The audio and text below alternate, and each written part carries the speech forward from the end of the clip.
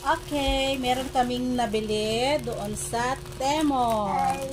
Yan, yung bagong apps ngayon. Kaya, bubuksan namin. Ito ay halagang 3. Magkano to kanina? 436 yata ito eh. Binayaran ko is 450. 430 pala, 430. Sabi na, 450 na lang binigay ko doon. Kaya ngayon, bubuksan namin kung ano yung laman.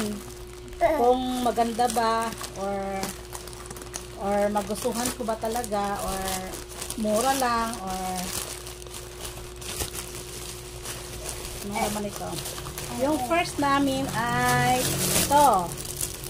Ito, yung nabili ko. Wow! Kasi bumili ako nito para panglagyan to ng mga ulam dun sa ref, sa freezer. Kaya binili ko to sa halagang ano lang to eh, mura lang to. Mamaya ipong piraso to eh. 1, 2, 3, 4, 5, 6, 7, 8, 9, 10. 10 pieces. Panglagayan ng ulam para diba sa freezer. No, wait lang. Ganda naman siya, manipis siya oh. Pero okay na to, sulit na to sa presyo niya, murang-mura lang to eh. Next is ito. Para sa CR ko din to.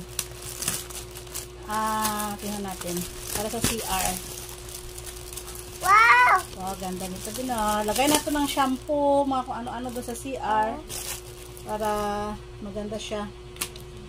Kaya mahirapan. Yan.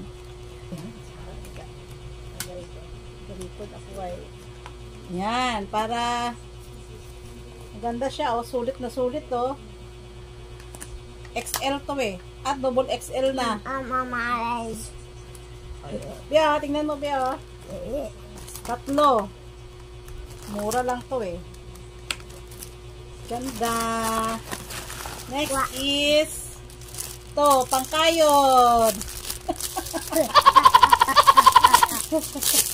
Kasi nakaraan hinahanap ko yung papa niya bumili ng pangkayod sa buko, wala siyang mahanap, kaya ngayon umorder ako. Mura lang to, mga 30 plus lang yata to. So 4 na piraso. Yan, ganda oh. Ay, mas masugata ka na, be careful. Wow. Kita mo oh, ganyan. Ito pang ano to ni Toto, lagayan to ng pagkain niya, mga leftover niya.